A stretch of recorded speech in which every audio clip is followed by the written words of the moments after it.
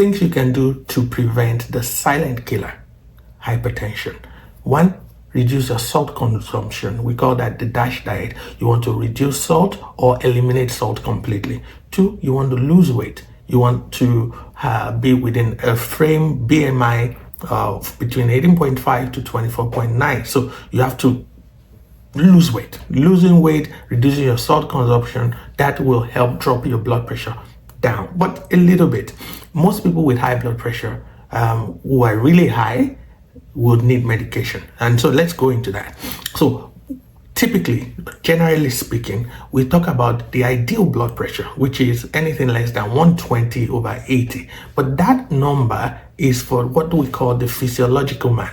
And the physiological man is a man that weighs 70 kg and is 6 foot tall. Now, not many people fit that prescription. So we talk about blood pressure generally as a range. And typically we say anything that is less than 140/90 in the doctor's office is fine.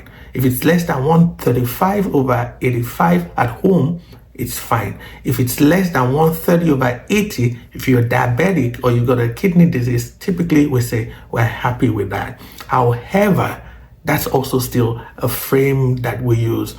Blood pressures tend to be individualized. So as you get older, higher blood pressure readings are more acceptable.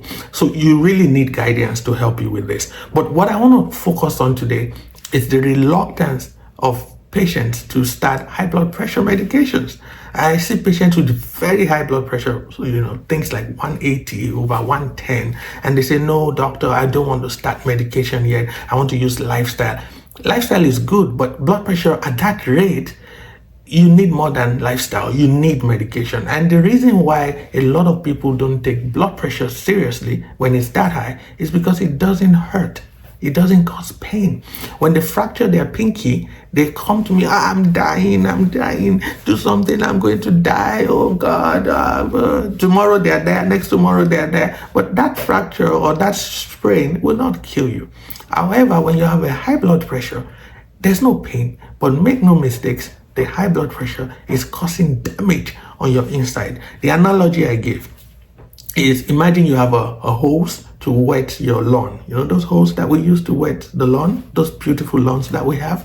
Now, you wet the lawn, but you can also use the same hose to wash your car if you put a pressure adapter at the end of that hose. When you put a pressure adapter at the end of the hose, it increases the pressure, and then you use it to wash your car. Now, imagine you use the same hose with that pressure adapter that you use to wash your car to wet your lawn. What happens? It digs up the grass from the lawn, it destroys the lawn. And that's the picture I paint usually, that when your blood is pumping, when your heart is pumping blood at a high pressure, the pressure hits the organs.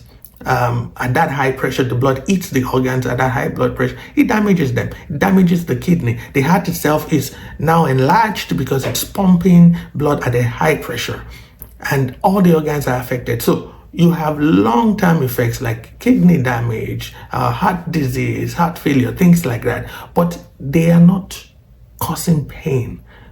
So you don't think it's important, but they're being damaged. That's the problem. They're being damaged. And by the time you find out, you notice, oh, now you have a heart failure. Oh, now you have a kidney failure. And then they say, oh, but doc, I don't have this in my family. I say, yeah, you don't have it in your family, but you've had this high blood pressure for a long time and you didn't treat it, right? And that's not right. So you need to take the issue of blood pressure seriously. It doesn't cause pain, but it causes death. It causes pain at the end of the day for the rest of your family members when you die, and also pain for you, because sometimes you just have a blood vessel in the brain pop because of the high blood pressure, and then you get a stroke, and then you're wheelchair bound, you can talk or whatever. These are terrible things, but these things can be prevented just by you taking high blood pressure. And don't blame yourself, right? So there's a lot of there are factors involved, right? It's not just you, or I'm stressed, or because I drank coffee today. Blood pressure is determined by environmental factors and genetics. And environmental factors we have control over, like you reducing stress, you sleeping well, you losing weight, you reducing your salt intake. That's all good. But there's some part that we don't have control over, the genetic component of it. Your body is your body, and some people have a family history of high blood pressure, and this blood pressure will become high at some point. If the genetic expression is low, it's not so strong, and you are very good with the environmental factors, you may suppress the genetics from, showing off the high blood pressure, from revealing itself or pulling the high blood pressure thing up. But sometimes the genetic expressions are so strong that regardless of what you do in terms of environmental factors, exercise, diet, and all of that, you still will have the high blood pressure. But you're still better off doing the exercises, losing the weight, reducing the salt, because then you don't have a bad high blood pressure compared to if you didn't even do that at all. So I want to encourage you, if your doctor says you need to take medication for high blood pressure, please take the medication.